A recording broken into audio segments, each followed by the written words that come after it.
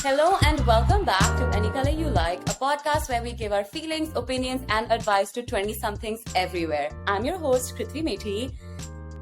And this is Mahima.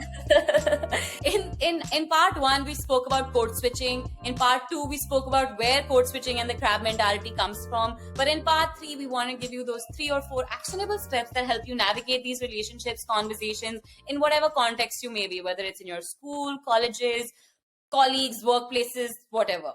The crazy part is that when I was doing the research for the podcast, when I wrote these things, I really came up with these answers from my really personal experiences, because I have really lived in all these very, very different countries and contexts, it's been so much of culture overload for me.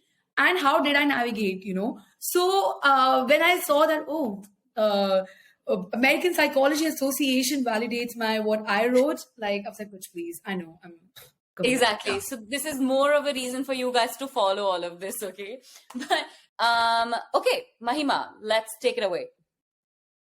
Okay. So thank you for sticking till the third part of the code switching episode, and I think this was the segment I was most looking forward to talking about, because I'm a very how to fix things kind of a person. It makes me think, why should we even make culture friendships in the first place? And I think from my personal experience, yes, you live in a very, very diverse world, especially if you're, like Kriti said, living outside of your country.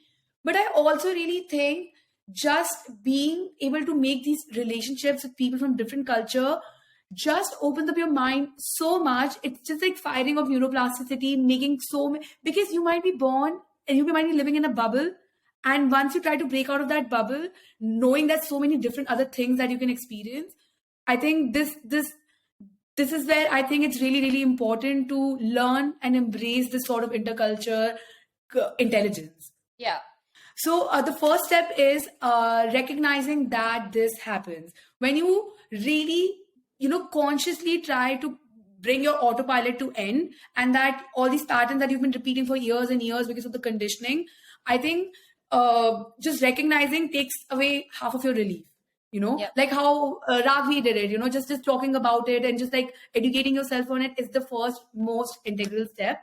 And, just being curious. I think every time you look at culture in general, you should come from a very, a curious point of view, like curious mindset towards other different cultures. And so once you're curious about other cultures and you're trying to navigate with someone from other race, some other culture, I think for me, one thing that has really helped is make a Venn diagram in my head.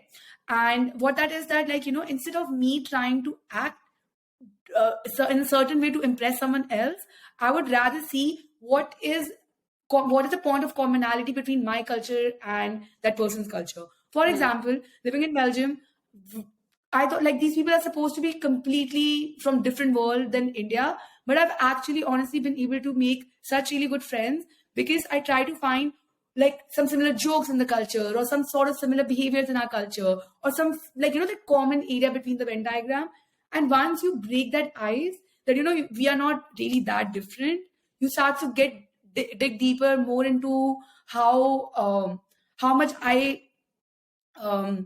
you start digging more deeper into really learning about the culture with just much more acceptance. For example, me learning Dutch, initially for the first 6 months, I was really, when I moved here, I was like, what the fuck, I'm not going to learn another language. Why don't they use English? Blah, blah, blah, blah, blah. But once I made Belgian friends, I saw the importance of how it will really help me make my communication better with them. I want to really understand them because I found that commonality between us.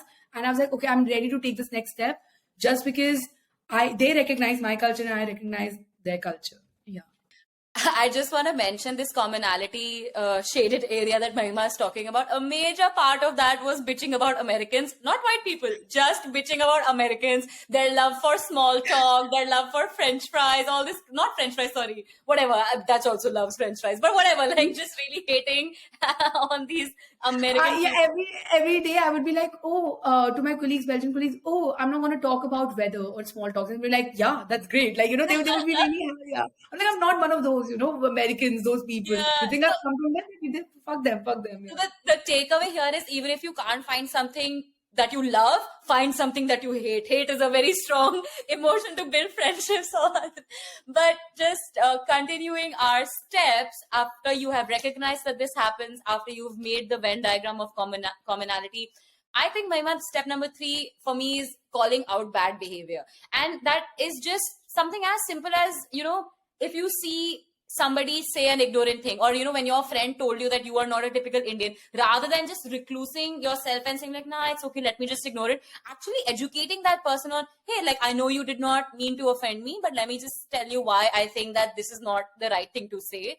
It actually helps them trigger this thought process within their own brains, and then they can do the work. Then it's not your job. Your job is to just like flick the first domino and let them do the work. And I think that's a very good indicator to see which people deserve to be your friends also or not. Yeah. I don't mind ignorant white people. I think it's not their fault for the most part that they're ignorant, but if they choose to be continuously ignorant, then I don't care to be their friend anyway. So call out that Guys, unlearning is like the vibe of 2023. the vibe of Unlearn and 2023, learn. unlearning. Woo. So yeah, like even if you feel that something makes you remotely uncomfortable, say it, call it out loud. Like कहते हैं ना, बूंद बूंद से सागर बनता है, हम ही racism को खत्म करेंगे दुनिया में.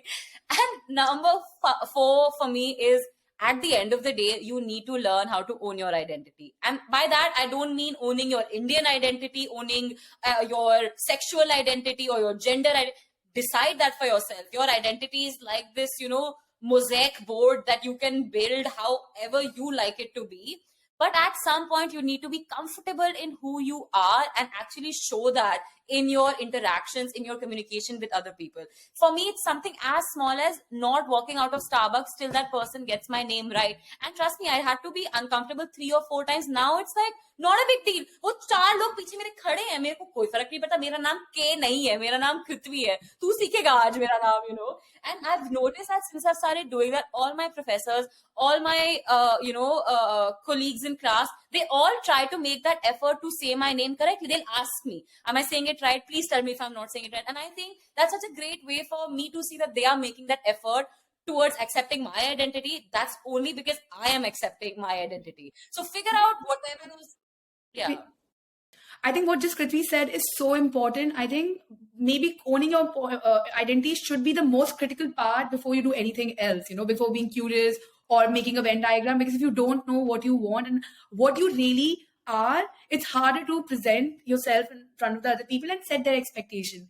There's this phenomena in psychology called Pygmalion effect. And in that, basically, what it talks about is that setting higher expectations lead to higher results. So it's like a feedback loop. How if I, for example, expect Kritvi, I set my expectations with Kritvi that no, you are a high performer, you are someone who's going to do great, blah blah blah blah blah. Then Kritvi herself is much more motivated to really show up and actually do those things. So when you call out people, when you own your identity, and when you use all these steps, you are able to really create this effect with people that these are my expectations in terms of this intercultural relationship that I'm now to establish with you. So yeah, I think it's really, really important that you use these to have these effects. Yeah. And I think just to wrap up, there are so many kids that we know are just moving to college. There are so many of us that we know who have been in these international countries for so long and still feel uncomfortable. And there are so many of us, including me myself, that face tiny microaggressions on a daily basis and also practice some of them on a daily basis. So hopefully this episode just acts as a vehicle for you guys to start talking about these things. I want to reiterate, this is not meant to offend anyone. This is not meant to offend people from any race or community. It is purely based on our personal experiences. It's purely based on the conversations that we've had around with us. But we think it is highly, highly important. So if you guys are very successful in navigating your interracial relationships, if you have any tips for our other listeners, engage with us, leave some comments below. We would love to hear from you. This is a community empowered podcast, and we would like to build it as such.